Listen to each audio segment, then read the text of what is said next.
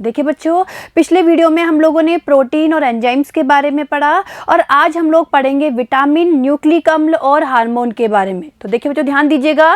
देखिए सबसे पहले है विटामिन। तो देखिए बच्चों, हमारे भोजन में कुछ कार्बनिक यौगिकों की आवश्यकता सूक्ष्म मात्रा में होती है, परंतु उनकी कमी के कारण विशेष रोग उत्पन्न हो जाते हैं। इन यौगिकों को विटामिन कहते हैं। तो देखिए बच्चों, क्या होते हैं विटामिन? भाई ऐसे आवश्यक पदार्थ होते हैं जिनकी हमारी शरीर को बहुत ही कम आवश्यकता होती है। यानी कहने का मतलब है कि ये सूक्ष्म मात्रा में ही आवश्यक होते हैं। ठीक है।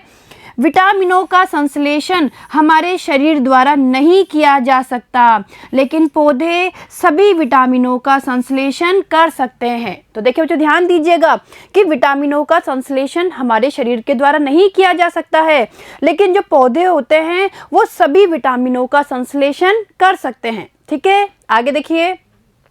हमारे आहार में सामान्यतः सभी विटामिन उपलब्ध रहते हैं।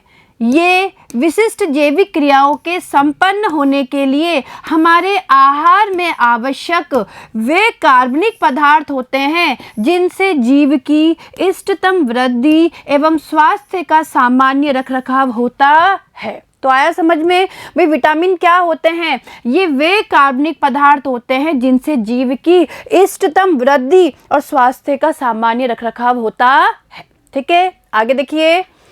विटामिन दो शब्दों से मिलकर बना है। देखिए जो ध्यान दीजिएगा, विटामिन दो शब्दों से मिलकर बना है। एक है विटल और दूसरा है एमीन, यानी विटल प्लस एमीन, इससे मिलकर बना है हमारा विटामिन। और देखिए जो ध्यान दीजिएगा, विटल का मतलब होता है बहुत ही महत्वपूर्ण। ठीक है, तो महत्वपूर्ण एमीन, उन्हें ही हम क्या बोलते हैं? विटामिन। तो देखिए ध्यान दीजिए, क्योंकि देखिए ये नाम क्यों दिया गया? क्योंकि प्रारंभ में खोजे गए विटामिन में एमिनो समूह था। तो देखिए बच्चों, प्रारंभ में जो विटामिन खोजे गए थे उनमें क्या था? एमिनो समूह उपस्थित था। ठीक है, चलिए आगे देखिए।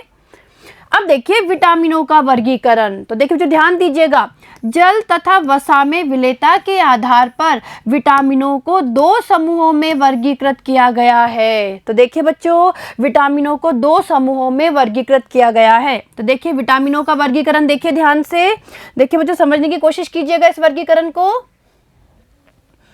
देखिए पहला है वसा में विलेय विटामिन। देखिए बच्चों, अगर हम जल या वसा में विलेयता के आधार पर बात करें तो विटामिनों को दो भागों में बांटा गया है, यानी दो तरीके से वर्गीकृत किया गया है। पहला है वसा में विलेय विटामिन और दूसरा है जल में विलेय विटामिन। तो देखिए अब हम इनके बारे में पढ़ लेते हैं। तो देखिए बच्चों, ध्यान दीजिएगा, वसा में विलेय विटामिन। तो देखिए इसमें वसा व तेल में विलेय विटामिन आते हैं। तो कौन आते हैं इनमें? इनमें वसा व तेल में विलेय विटामिन आते हैं जो जल में अविलेय होते हैं। और देखिए उदाहरण देखिए, विटामिन ए, डी, ई, के। तो देखिए बच्चों, vitamin A, vitamin D, vitamin E और विटामिन के, इसके क्या है? उदाहरण है। ठीक है, अब देखिए दूसरा देखिए, जल में विलेय विटामिन। तो देखिए इसमें जल में विलेय विटामिन आते हैं, जैसे देखिए बी वर्ग के विटामिन और विटामिन सी। तो ये हो गए उदाहरण जल में विलेय विटामिन के। ठीक है, चलिए आगे देखिए। वसा में विलेय विटामिन यकृत तथा एडिपोस ऊतक में संग्रहित रहते हैं। तो देखिए तो ध्यान दीजिएगा, भाई जो हमने वसा में विलेय विटामिन पढ़े, ये विटामिन यकृत तथा एडिपोस ऊतक में संग्रहित रहते हैं। जल में विलेय विटामिन, और देखिए जल में विलेय विटामिन हमारे शरीर में, देखिए बच्चों ध्यान दीजिएगा, भाई जो जल में विलेय विटामिन होते हैं वो हमारे शरीर में, और देखिए विटामिन B12 के अतिरिक्त, यानी जो विटामिन B12 है इसके अतिरिक्त विटामिन की बात हो रही है। तो देखिए जल में विलेय विटामिन हमारे शरीर में विटामिन B12 के अतिरिक्त संचित नहीं होते हैं। तो देखिए बच्चों, कहने का मतलब है कि जो जल में विलेय विटामिन होते हैं ना, वो हमारे शरीर में संचित नहीं होते हैं। इनकी पूर्ति हमारे आहार में नियमित रूप से होनी चाहिए, क्योंकि ये आसानी से मूत्र के साथ उत्सर्जित हो जाते हैं। ठीक है, तो देखिए समझिएगा, भाई जो जल में विलेय विटामिन होते हैं इनकी पूर्ति हमारे शरीर में डेली होनी चाहिए, यानी कहने का मतलब है नियमित रूप से इनकी पूर्ति होनी चाहिए, क्योंकि ये आसानी से हमारे मूत्र के साथ क्या हो जाते हैं? उत्सर्जित हो जाते हैं। ठीक है, कुछ प्रमुख विटामिन, उनके स्रोत एवं उनकी कमी से जनित रोग अग्र प्रकार से है। तो देखिए बच्चों, अब हम कुछ महत्वपूर्ण विटामिनों के बारे में, उनके स्रोत के बारे में और उनकी कमी से होने वाले रोगों के बारे में अध्ययन करेंगे। तो देखिए बच्चों ध्यान दीजिएगा, देखिए यहाँ से प्रश्न भी बनते हैं। तो देखिए बच्चों इस सारणी को ध्यान से समझिएगा।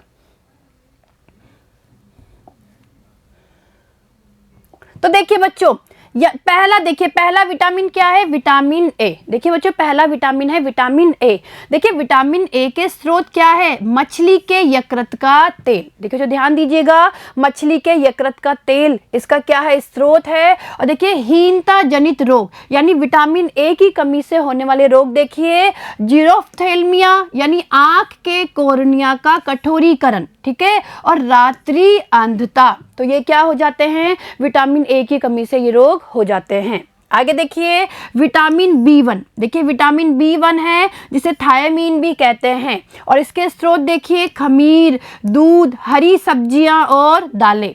और देखिए इसकी हीनता जनित रोग, देखिए इसकी कमी से बेरी, देखिए बच्चों बेरी रोग हो जाता है, यानी जिसमें भूख का कम लगना या वृद्धि में मंदता आ जाती है। क्लियर है? आगे देखिए तीसरा, देखिए विटामिन बी2। देखिए तो ध्यान दीजिएगा, विटामिन बी2 को राइबोफ्लेविन भी कहा जाता है। देखिए आपको ये नाम भी पता होना चाहिए कि विटामिन बी1 को थायमीन कहते हैं और विटामिन बी2 को राइबोफ्लेविन कहा जाता है। तो ये नाम भी आपको पता होना चाहिए। तो देखिए विटामिन बी2 के स्रोत देखिए बच्चों, दूध है, अंडे की सफ़ेदी, यकृत, गुर्दा, ये इसके क्या हो गए? स्रोत। और देखिए इसके हीनता जनित रोग, देखिए ओस्ट विदरण यानी कीलोसिस, जिसमें क्या होता है? मुंह व होठों के किनारों पर दरारें पड़ना, ठीक है। और दूसरा देखिए पाचन क्रिया में अव्यवस्था तथा त्वचा में जलन की अनुभूति होना, तो यानी इसकी कमी से ये रोग हो जाते हैं। क्लियर है? आगे देखिए चौथा, देखिए विटामिन बी6। और देखिए बच्चों विटामिन बी6 को क्या बोलते हैं? पिरिडॉक्सिन। क्या बोलते हैं? पिरिडॉक्सिन।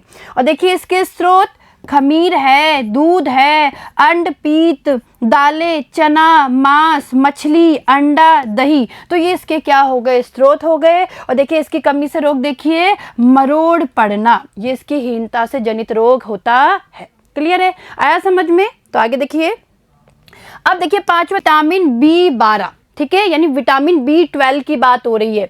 इसके स्रोत देखिए मांस, मछली, अंडा, दही, ये क्या हो गए? इसके स्रोत हो गए। और देखिए हीनता जनित रोग, देखिए प्रणाशी रक्ताल्पा यानी जिसे परनीसियस एनीमिया भी कहा जाता है। और देखिए आरबीसी में हीमोग्लोबिन की कमी हो जाती है, ठीक है। आगे देखिए छठा, देखिए विटामिन सी। देखिए बच्चों विटामिन सी को एस्कॉर्बिक अम्ल कहा जाता है, यानी इसे एस्कॉर्बिक अम्ल भी कहते हैं। और देखिए स्रोत देखिए नींबू वंशीय, यानी जितने भी नींबू वंशीय हमारे फल होते हैं, जिसे हम बोल सकते हैं सिट्रस फल, आंवला तथा हरे पत्ते वाली सब्जियां, ठीक है। और देखिए इसकी कमी से होने वाले रोग स्कर्वी यानी मसूड़ों से रक्त का बहना। तो देखिए बच्चों ध्यान दीजिएगा, विटामिन सी की कमी से कौन सा रोग हो जाता है? स्कर्वी रोग। क्लियर है? सातवां देखिए विटामिन डी। देखिए बच्चों ध्यान दीजिएगा, विटामिन डी सूर्य के प्रकाश में उद्भाषण, ठीक है, मछली, अंडे का पीतक, ये इसके क्या हो गए? स्रोत हो गए। और देखिए इसके हीनता जनित रोग, देखिए रिकेट्स। देखिए बच्चों विटामिन डी की कमी से रिकेट्स रोग हो जाता है, यानी बच्चों में अस्थि विकृतता आ जाती है, तथा ऑस्टियोमैलेशिया या अस्थि मृदुता, इसका मतलब है वयस्कों में जोड़ों में दर्द तथा अस्थि मृदुता आ जाती है, ठीक है। तो देखिए बच्चों विटामिन डी की कमी से ये रोग हो जाते हैं। और देखिए विटामिन डी का सबसे अच्छा स्रोत होता है सूर्य का प्रकाश। और देखिए इसीलिए हमें सुबह सवेरे जल्दी सूर्य के प्रकाश में बैठना चाहिए, या ये कहने का मतलब है कि हमें धूप लेनी चाहिए, ठीक है। आगे देखिए आठवां, देखिए विटामिन ई। तो देखिए बच्चों विटामिन ई के स्रोत देखिए सब्जियों के तेल, जैसे गेहूं अंकुर तेल और सूर्यमुखी का तेल। और देखिए हीनता जनित रोग, देखिए आरबीसी की भुरभुरेपन में वृद्धि तथा मांसपेशियों की कमजोरी, ये इसकी कमी से होने वाले रोग है, ठीक है। नवा देखिए बच्चों विटामिन के। तो देखिए विटामिन के देखिए हरे पत्ते वाली सब्जियां, ठीक है, ये विटामिन के स्रोत हो गए। और हीनता जनित रोग देखिए, रक्त के थक्का जमने के समय में वृद्धि। तो देखिए जो ध्यान दीजिएगा भाई, जो विटामिन के होता है ना, वो रक्त के थक्के को जमने में मदद करता है, और इसकी कमी से रक्त के थक्के को जमने के समय में क्या हो जाती है, वृद्धि हो जाती है। तो देखा बच्चों आपने भाई, ये जो विटामिन है वो हमारे शरीर के लिए कितने आवश्यक है। और देखिए ध्यान दीजिएगा, इनकी बहुत अल्प मात्रा ही हमारे शरीर को आवश्यक होती है। तो देखिए ये सारे स्रोत और इनके हीनता जनित रोग आपको याद करने हैं, क्योंकि यहाँ से प्रश्न बनते हैं। ठीक है बच्चों, चलिए आगे। तो अब देखिए न्यूक्लिक अम्ल। तो देखिए बच्चों, अब हम न्यूक्लिक अम्ल के बारे में अध्ययन करेंगे। तो देखिए बच्चों ध्यान दीजिएगा, भाई जीवों के कुछ गुण ऐसे होते हैं जो कि एक पीढ़ी से दूसरी पीढ़ी में संचरित होते हैं। देखिए बच्चों वापस समझने की कोशिश कीजिए, भाई जीवों के कुछ गुण ऐसे होते हैं जो कि एक पीढ़ी से दूसरी पीढ़ी में और दूसरी पीढ़ी से तीसरी पीढ़ी में संचरित होते हैं, और ऐसे गुणों को कहा जाता है आनुवांशिक गुण। और देखिए बच्चों, इन आनुवांशिक गुणों का एक पीढ़ी से दूसरी पीढ़ी में जाना ही आनुवांशिकता कहलाता है।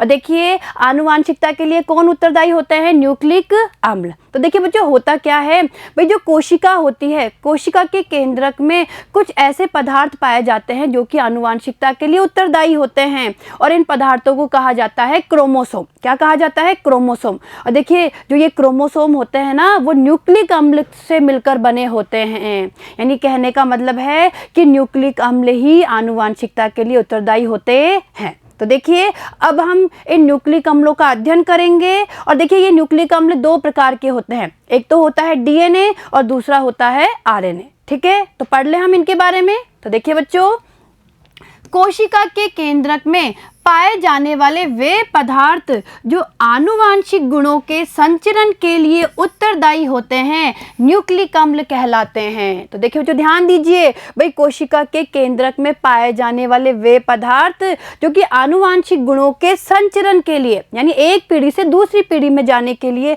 उत्तरदायी होते हैं, न्यूक्लिक अम्ल कहलाते हैं। देखिए न्यूक्लिक अम्ल दो प्रकार के होते हैं, पहला देखिए डीएनए और दूसरा है आरएनए। तो देखिए जो पूछे जाते हैं, देखिए डीएनए का पूरा नाम क्या है, डीऑक्सीराइबोस न्यूक्लिक अम्ल, और आरएनए का नाम क्या है, राइबोस न्यूक्लिक अम्ल। तो देखिए बच्चों इन दोनों के नाम पूछे जाते हैं कि डीएनए का पूरा नाम क्या है और आरएनए का पूरा नाम क्या है। तो देखिए ध्यान दीजिए, डीएनए का पूरा नाम है डीऑक्सीराइबोस न्यूक्लिक अम्ल और आरएनए का नाम है राइबोस न्यूक्लिक अम्ल।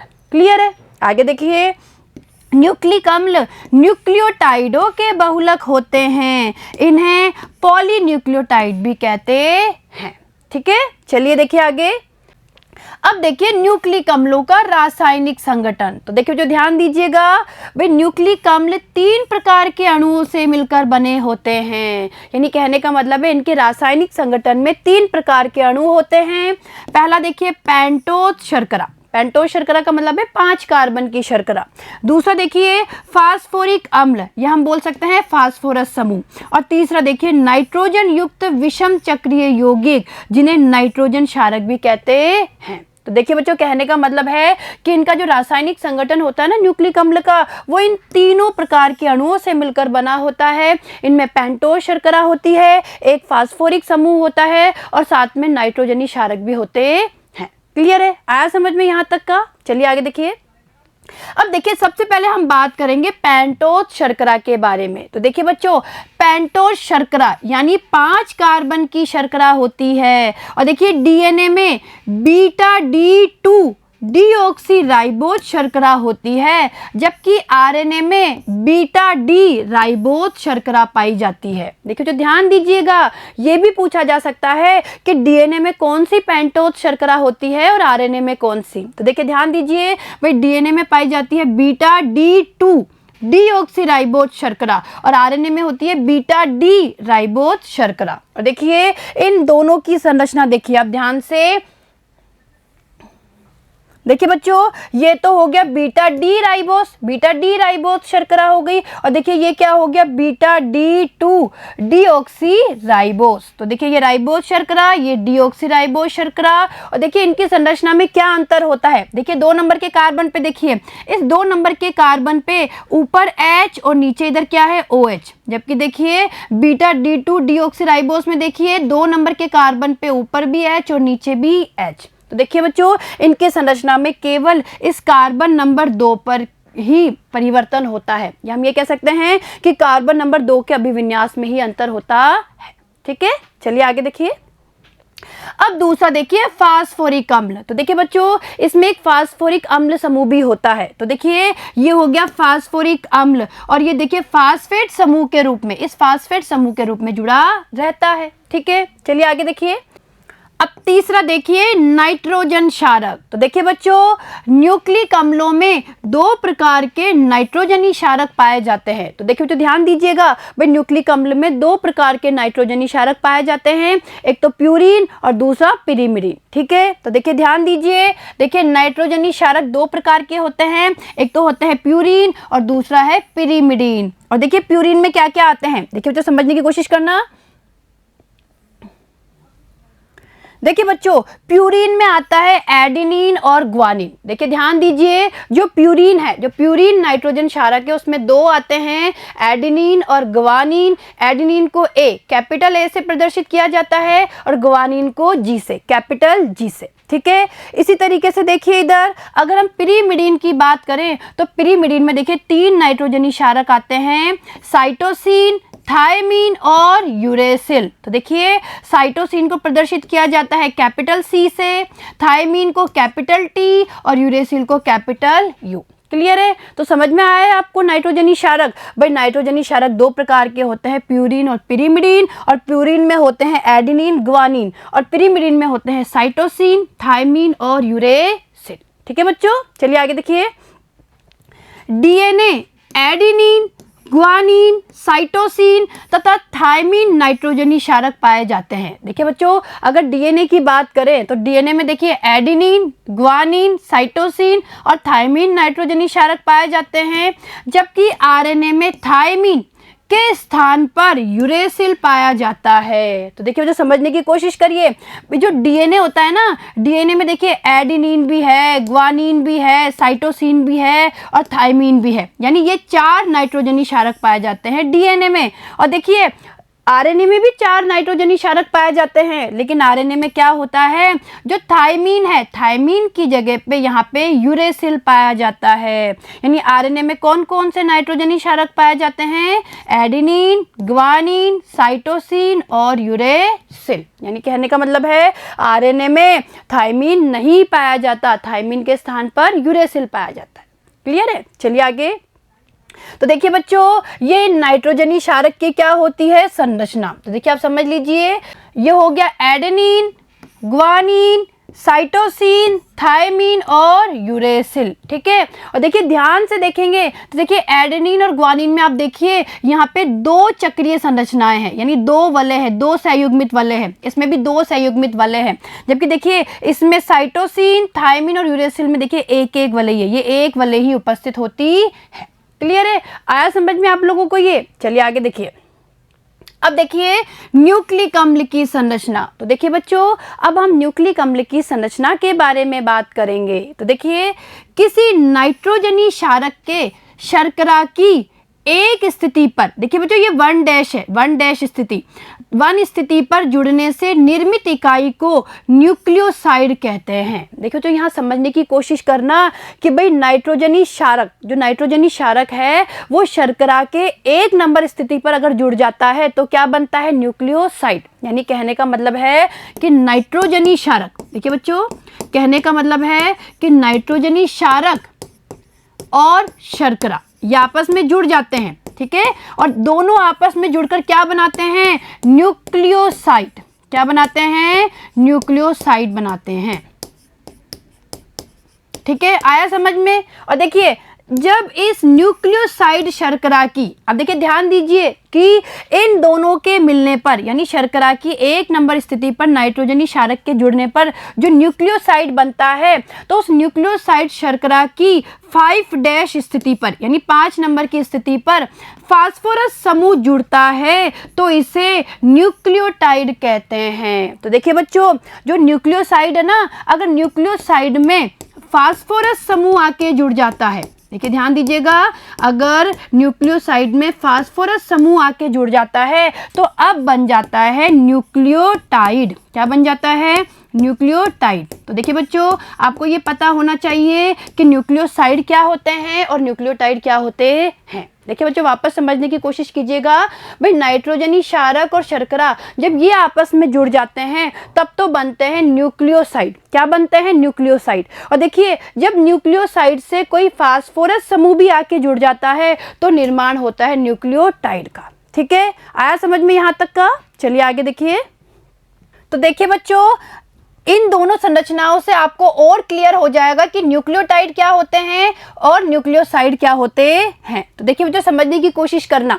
देखिए ये तो है न्यूक्लियोसाइड। देखिए बच्चों, ये क्या है? न्यूक्लियोसाइड है। और देखिए आप ध्यान से देखेंगे तो देखिए यहाँ पे क्या है? ये पेंटोज शर्करा है और पेंटोज शर्करा के 1 नंबर पर यानी हम बोल सकते हैं 1' इस 1' पोजीशन पर अगर कोई नाइट्रोजन क्षारक आके जुड़ जाता है तो ये बन जाता है न्यूक्लियोसाइड। क्या बन जाता है? न्यूक्लियोसाइड। और देखिए, अगर इसमें 1 नंबर की पोजीशन पर नाइट्रोजन क्षारक के साथ साथ अगर 5 नंबर की पोजीशन पर कोई फास्फोरस समूह भी जुड़ जाता है, देखिए जो ध्यान दीजिएगा, भाई 1 नंबर की पोजीशन पर नाइट्रोजन क्षारक के साथ साथ इस 5' नंबर पोजीशन पर अगर कोई फास्फोरस समूह भी जुड़ जाता है या कोई फास्फेट समूह जुड़ जाता है तो बन जाता है न्यूक्लियोटाइड। तो देखिए ये क्या है? न्यूक्लियोटाइड है। देखिए 1 नंबर यानी 1' नंबर पर तो नाइट्रोजन क्षारक जुड़ा हुआ है और देखिए इस 5 नंबर की पोजीशन पर 5' पोजीशन पर ये फास्फोरस समूह जुड़ा हुआ है। ठीक है, तो ये तो हो गया न्यूक्लियोसाइड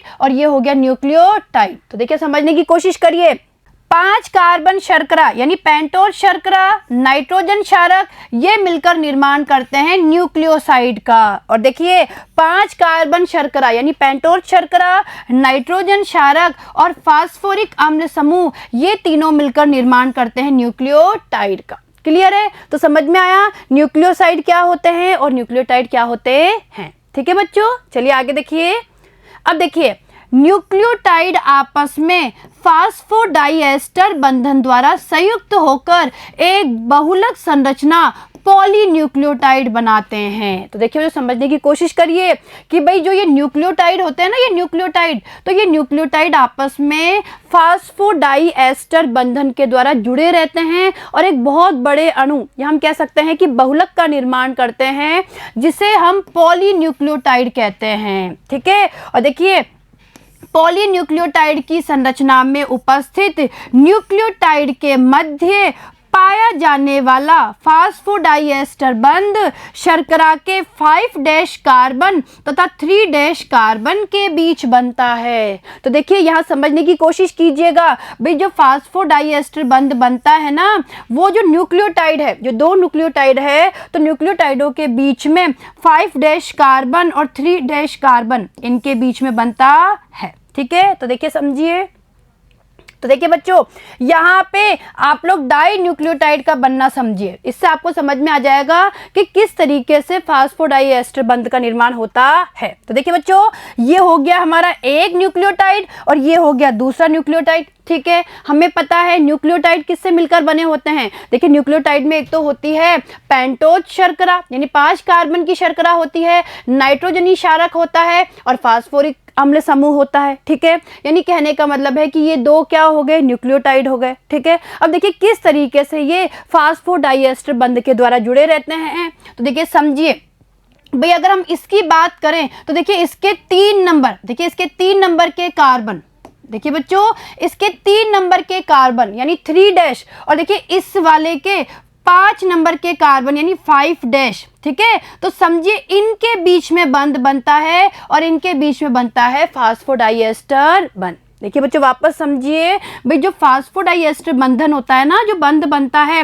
वो देखिए एक न्यूक्लियोटाइड के तो 3' पर और दूसरे न्यूक्लियोटाइड के 5' कार्बन के बीच में बनता है। क्लियर है? तो देखा आपने, दो न्यूक्लियोटाइड आपस में फास्फोडाइएस्टर बंधन के द्वारा जुड़ के क्या बना रहे हैं, डाई न्यूक्लियोटाइड बना रहे हैं। और इसी तरीके से देखिए बहुत सारे न्यूक्लियोटाइड आपस में जुड़ के पॉली न्यूक्लियोटाइड का निर्माण करते हैं। ठीक है, चलें आगे। चलिए अब देखिए न्यूक्लिक अम्ल की श्रृंखला का सरलतम विवरण देखिए। अब देखिए बच्चों, न्यूक्लिक अम्ल की जो संरचना है उसका सरलतम रूप देखिए। देखिए शर्करा है, शर्करा से नाइट्रोजन क्षारक जुड़ा हुआ होता है और इससे फास्फेट समूह जुड़ा हुआ है। ठीक है, अब ये फास्फेट समूह दूसरी शर्करा से जुड़ा हुआ है और दूसरी शर्करा से नाइट्रोजन क्षारक जुड़ा हुआ है और इससे एक फास्फेट समूह जुड़ा हुआ है। और देखिए ये जो है, इस पूरे को हम क्या बोल सकते हैं, इसे बोल सकते हैं न्यूक्लियोटाइड। अरे बोल सकते हैं ना भाई, शर्करा से नाइट्रोजनी क्षारक जुड़ा हुआ है, साथ में फास्फेट समूह जुड़ा हुआ है, ये हो गया न्यूक्लियोटाइड। तो यहाँ पे न्यूक्लियोटाइड की कितनी भी संख्या हो सकती है, n का मतलब है इसकी संख्या कितनी भी हो सकती है। ठीक है, और देखिए इस तरीके से ये आपस में जुड़े होते हैं। तो आपने देखा फास्फोरस के द्वारा आपस में ये जुड़े हुए होते हैं और यहाँ पे फास्फोडाइएस्टर बंध का निर्माण होता है। और जब बहुत सारे न्यूक्लियोटाइड आपस में जुड़ जाते हैं तो एक बहुलक बनता है जिसे ही पॉलीन्यूक्लियोटाइड कहा जाता है। ठीक है बच्चों, आगे देखिए। देखिए ये पॉलीन्यूक्लियोटाइड ही न्यूक्लिक अम्ल कहलाते हैं। तो देखिए बच्चों, जो ये पॉलीन्यूक्लियोटाइड बनते हैं ना, ये ही क्या कहलाते हैं, न्यूक्लिक अम्ल। न्यूक्लिक अम्ल की एक श्रृंखला के अनुक्रम से संबंधित सूचना को इसकी प्राथमिक संरचना कहते हैं। देखिए समझिएगा भाई, न्यूक्लिक अम्ल की जो एक श्रृंखला के अनुक्रम से संबंधित जो सूचना होती है इसे ही प्राथमिक संरचना कहते हैं। और देखिए न्यूक्लिक अम्लों की द्वितीयक संरचना भी होती है। और देखिए जो ध्यान दीजिएगा, जेम्स वॉटसन तथा फ्रांसिस क्रिक ने डीएनए की द्विकुंडली संरचना दी थी। और देखिए बच्चों, जो डीएनए की जो ये द्विकुंडलनी संरचना होती है ना, जो द्विकुंडली संरचना, तो ये जो द्विकुंडली संरचना होती है ये डीएनए की द्वितीयक संरचना होती है। तो देखिए जेम्स वॉटसन तथा फ्रांसिस क्रिक ने डीएनए की द्विकुंडली संरचना दी थी। ठीक है, तो देखिए आगे।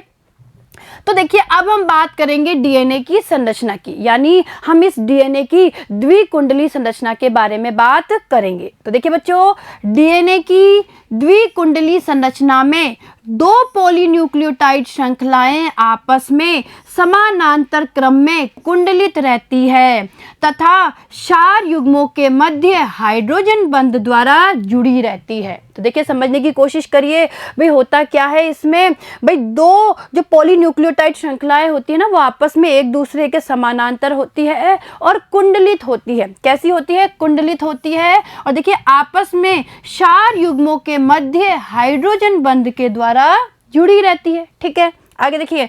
दोनों रज्जुक एक दूसरे की पूरक होती है क्योंकि एक श्रृंखला का प्यूरीन क्षारक दूसरी श्रृंखला के पिरिमिडीन क्षारक के साथ हाइड्रोजन बंध बनाता है।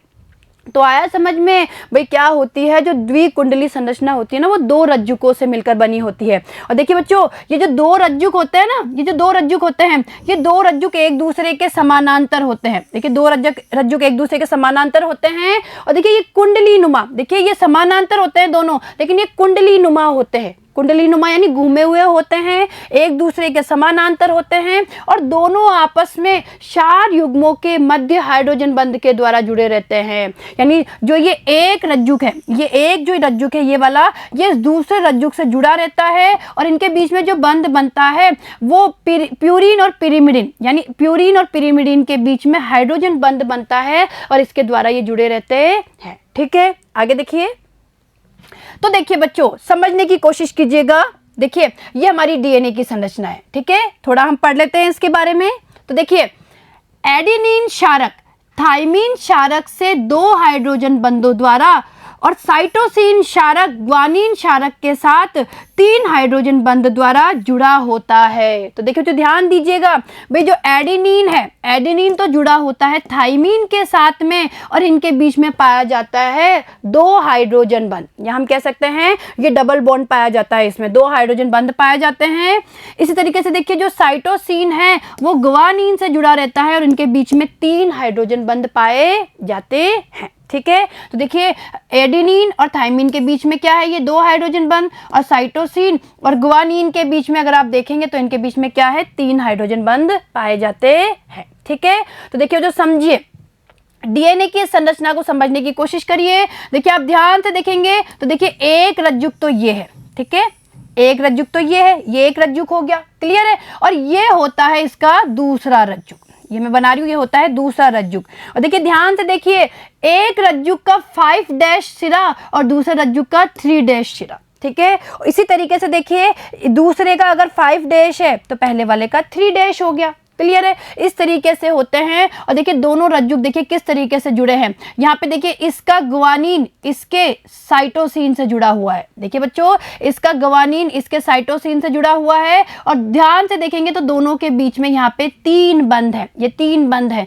इस तरीके से देखिए इसका जो एडेनिन है वो इसके थाइमिन से जुड़ा हुआ है और दोनों के बीच में क्या है, डबल बॉन्ड, या हम कह सकते हैं 2 हाइड्रोजन बॉन्ड है। तो इस तरीके से हमारे डीएनए की क्या होती है, कुंडलिनी संरचना होती है, क्लियर है। और देखिए बच्चों ये संरचना हमें जेम्स वाटसन और क्रिक ने दी थी और इसी कारण से इन्हें नोबेल पुरस्कार भी प्राप्त हुआ था। ठीक है, चलिए आगे। अब देखिए आरएनए की संरचना। तो देखिए बच्चों आरएनए की द्वितीयक संरचना में कुंडली केवल एक रज्जुक की बनी होती है। तो देखिए बच्चों आरएनए की द्वितीयक संरचना में क्या होता है, जो कुंडली बनती है ना वो एक रज्जुक से ही बनती है। और देखिए आरएनए 3 प्रकार के होते हैं। देखिए तो ध्यान दीजिएगा आरएनए 3 प्रकार के होते हैं। तो देखिए आरएनए अणु के प्रकार देखिए, पहला है संदेशवाहक आरएनए, दूसरा है राइबोसोमल आरएनए और तीसरा होता है अंतरण आरएनए। देखिए बच्चों ये आरएनए के क्या हो गए, 3 प्रकार हो गए, समझिएगा। आरएनए के 3 प्रकार हो गए। संदेशवाहक आरएनए को एम आरएनए कहा जाता है, राइबोसोमल आरएनए को आर आरएनए और अंतरण आरएनए को टी आरएनए भी कहा जाता है। तो देखिए बच्चों एम आरएनए का मतलब है मैसेंजर आरएनए, आर आरएनए का मतलब है राइबोसोमल आरएनए और टी आरएनए का मतलब है ट्रांसफर आरएनए। क्लियर है, आया समझ में आपको इसके प्रकार। चलिए आगे देखिए। अब देखिए बच्चों न्यूक्लिक अम्ल के जैविक कार्य। तो देखिए बच्चों अब हम न्यूक्लिक अम्ल के जैविक कार्यों के बारे में अध्ययन करेंगे। तो देखिए पहला देखिए डीएनए आनुवांशिकता का रासायनिक आधार है, इसमें आनुवांशिक सूचनाएं संग्रहित रहती है। देखिए तो ध्यान दीजिएगा भाई डीएनए क्या होता है, आनुवांशिकता का आधार होता है। और देखिए बच्चों डीएनए में आनुवांशिक कोड के रूप में आनुवांशिक सूचनाएं संग्रहित रहती है। और देखिए आनुवांशिक कोड को ज्ञात करने के लिए सन 1968 में हमारे भारतीय वैज्ञानिक डॉक्टर हरगोविंद सिंह खुराना को नोबेल पुरस्कार दिया गया था। ठीक है, और देखिए बच्चों उन्होंने जो ये कार्य किया था वो 2 अन्य वैज्ञानिक यानी मार्शल निरेनबर्ग और रॉबर्ट होली के साथ मिलकर उन्होंने ये कार्य किया था। और इसी कारण से 1968 में डॉक्टर हरगोविंद सिंह खुराना और इन दोनों वैज्ञानिकों को संयुक्त रूप से औषध तथा भौतिक चिकित्सा क्षेत्र में नोबेल पुरस्कार प्राप्त हुआ था। ठीक है, तो देखिए आगे देखिए दूसरा, देखिए दूसरा कार्य क्या है, डीएनए लाखों वर्षों से किसी जीव की विभिन्न प्रजातियों की पहचान बनाए रखने के लिए विशिष्ट रूप से जिम्मेदार है। ठीक है, चलिए आगे देखिए। तीसरा कार्य देखिए, कोशिका विभाजन के समय एक डीएनए अणु स्वयं प्रतिकरण करता है तथा पुत्री कोशिका में समान डीएनए रज्जुक का अंतरण होता है। तो देखिए जो ध्यान दीजिएगा भाई कोशिका विभाजन के समय क्या होता है, एक डीएनए अणु स्वयं प्रतिकरण का मतलब है सेल्फ रेप्लिकेशन करता है तथा पुत्री कोशिका में समान डीएनए रज्जुक का अंतरण यानी ट्रांसफर होता है। ठीक है, चौथा देखिए न्यूक्लिक अम्ल कोशिका में प्रोटीन संश्लेषण करता है और यह कार्य आरएनए अणुओं द्वारा होता है, परंतु किसी विशेष प्रोटीन के संश्लेषण का संदेश डीएनए में उपस्थित होता है। ठीक है, तो आया आपको समझ में कि न्यूक्लिक अम्ल के क्या क्या कार्य होते हैं। चलिए आगे देखिए बच्चों। अब देखिए डीएनए अंगुली छापन। देखिए बच्चों, डीएनए अंगुली छापन को डीएनए फिंगरप्रिंटिंग भी कहा जाता है। तो देखिए समझने की कोशिश करिए। प्रत्येक व्यक्ति के डीएनए में उपस्थित नाइट्रोजन क्षारकों का क्रम भिन्न भिन्न होता है और इस क्रम को ज्ञात करना ही डीएनए अंगुली छापन कहलाता है। देखिए बच्चों समझिए भाई क्या होता है, प्रत्येक व्यक्ति के डीएनए में नाइट्रोजनी क्षारकों का एक निश्चित क्रम होता है। यानी अलग अलग व्यक्तियों की अगर हम लोग बात करें या हम कहें कि अलग अलग जीवों की हम लोग बात करें तो अलग अलग जीवों में या अलग अलग मनुष्यों में जो नाइट्रोजनी क्षारकों का क्रम होता है ना, वो भी क्या होता है, अलग अलग होता है। ठीक है, और इस क्रम को ज्ञात करना ही डीएनए अंगुली छापन कहलाता है। यह प्रत्येक कोशिका के लिए समान होता है तथा इसे किसी भी इलाज द्वारा परिवर्तित नहीं किया जा सकता। आगे देखिए, डीएनए अंगुली छापन के निम्न उपयोग है। तो देखिए बच्चों, डीएनए फिंगरप्रिंटिंग के क्या उपयोग है। देखिए पहला देखिए अपराधी की पहचान करने में, दूसरा देखिए व्यक्ति की पैतृकता के निर्धारण में, तीसरा देखिए मृतक के शरीर की पहचान करने अथवा जनक के डीएनए की तुलना करने में, और चौथा देखिए किसी प्रजाति समूह की पहचान करने में। ठीक है, तो देखिए बच्चों ये क्या हो गए, हमारे डीएनए अंगुली छापन के उपयोग हो गए। क्लियर है बच्चों, तो ये न्यूक्लिक अम्ल आपको समझ में आया। तो देखिए आगे, तो देखिए बच्चों अब हम पढ़ेंगे हार्मोन के बारे में। किसके बारे में, हार्मोन। देखिए समझिएगा, हार्मोन वे अणु होते हैं जो कोशिकाओं के मध्य संदेश वाहक का कार्य करते हैं। ये शरीर में अंतःस्रावी ग्रंथियों में बनते हैं। देखिए ध्यान दीजिए भाई, हार्मोन कहाँ बनते हैं, ये शरीर में अंतःस्रावी ग्रंथियों में बनते हैं और सीधे ही रक्त धारा में प्रवाहित कर दिए जाते हैं। और रक्त के द्वारा क्या होता है, जिससे ये कार्यस्थल तक पहुंच जाते हैं। और देखिए बच्चों, शरीर में हार्मोन के अनेक कार्य होते हैं।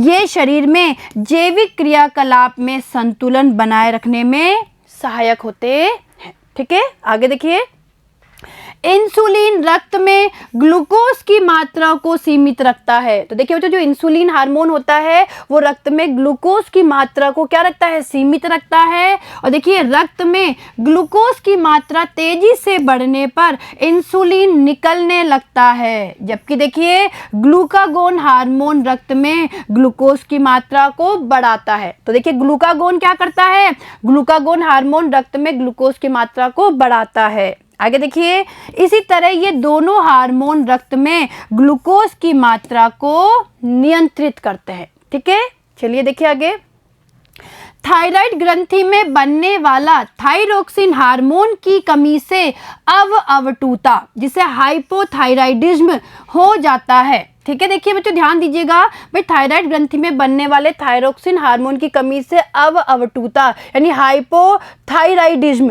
ठीक है, हाइपोथायराइडिज्म कहा जाता है, तो वो हो जाता है जिससे अकर्मण्यता और मोटापा आ जाता है। जबकि इसकी वृद्धि से अति अवटुता यानी हाइपरथायराइडिज्म हो जाता है।